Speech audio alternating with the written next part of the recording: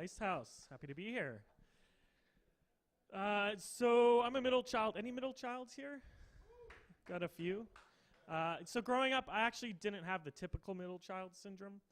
Actually, my brother and sister thought I was better than them, which is really weird because I actually didn't think they were that insightful.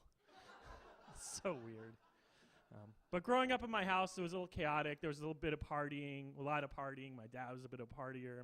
My brother and his friends, they drank a lot. And one night, my brother and his friends got completely wasted. I mean, they drank everything in the house, passed out. And one of my brother's friends, in the middle of the night, tried to make it to the bathroom, but only made it halfway. And we know what happens when you only make it halfway.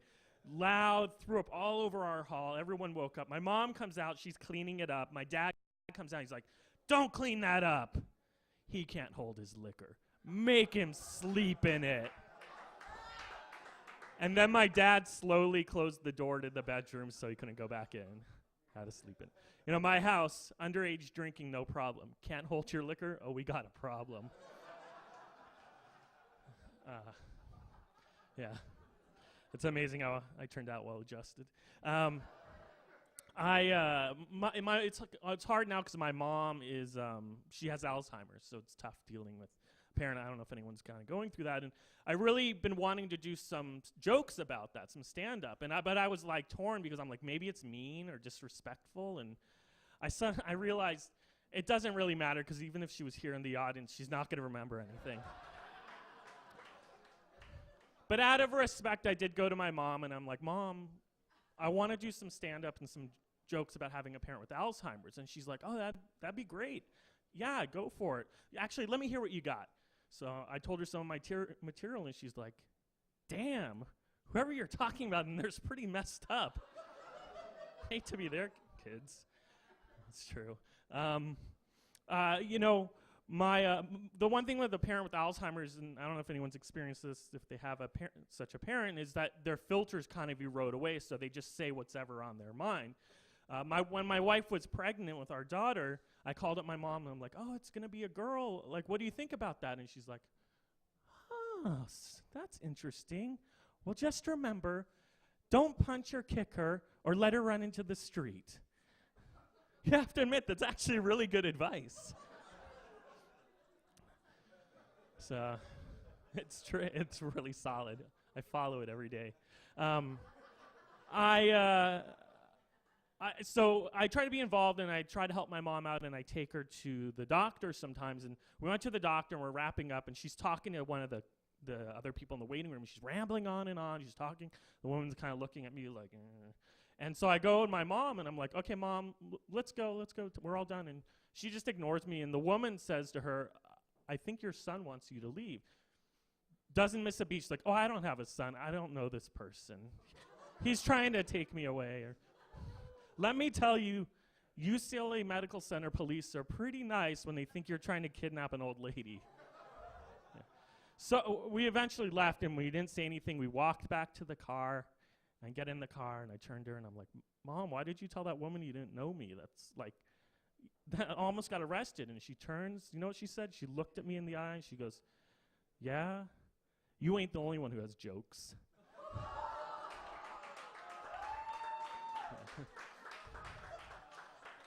Touché, Mom. So as you can see, the most interaction I have with my family is through Facebook. And I post a lot on Facebook, I admit it. And I have a friend who's like, "Wow, you post so much on Facebook. Why did you?" So I'm going to explain to my friend, and he's like, wait, hold on. Before you say anything, I got to finish taking this Facebook quiz to figure out what kind of mollusk I am. Squid, that's so me. But also, I'm on email a lot, and everyone complains, people complain, "Oh, I get so much spam, blah, blah, blah." Look, I've opened every single spam, and I've never had a problem. And now my penis is 23 feet longer. It's true. When I'm not doing comedy and not helping my mom, actually, I work for the LA County Registrar, and we do work with the elections. Thank you. A little registrar respect. And I'm in a training video. I play Henry the Inspector, and it's for the people who run the polling places. And I'm a huge hit with all the poll workers. They come, and they come looking for Henry the Inspector. I've been stopped in public, seriously. And it's not because I'm so good, but the class is actually so damn boring. But they write on their evaluations letters to Henry the Inspector, and I think I'm the only civil servant who has groupies. But, you know, I try to stay with the people. I try to stay down to earth. So when the Ice House asked me to come perform tonight, I told them I wouldn't charge them. Oh, come on, soak it up. It doesn't come along often. My wife, though, she thinks it might be going to my head. We're walking out of the store on Melrose. What do you think about this? We're walking out of a store on Melrose the other day, and I see a guy with a camera and a tripod, and I ran over, and I kicked the camera over, and I'm like, pushed him down. I'm like, fuck off, man. No pictures. And my wife pulls me aside. She's like, Jeff, what are you doing? Can't you tell that guy worked for the Public Works Department? Look, I know that guy worked for TMZ. Whatever. Regular people don't get what we go through. But speaking of my wife, she's half Chinese, half Mexican. That makes her a Chexican. And we have a 14-month daughter. She's beautiful. She's half Chexican, half Jew.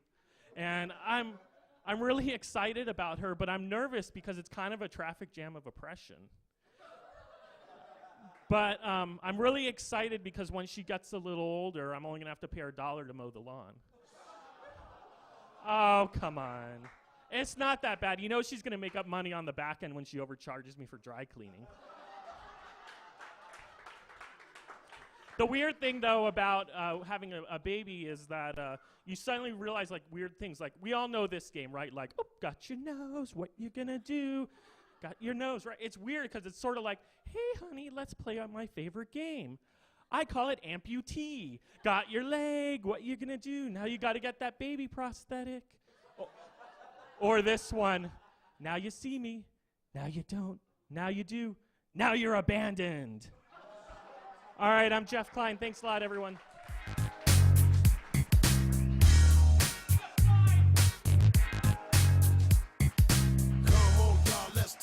Yeah, that's right. The Joe Fan Show. It's really good. Check it out.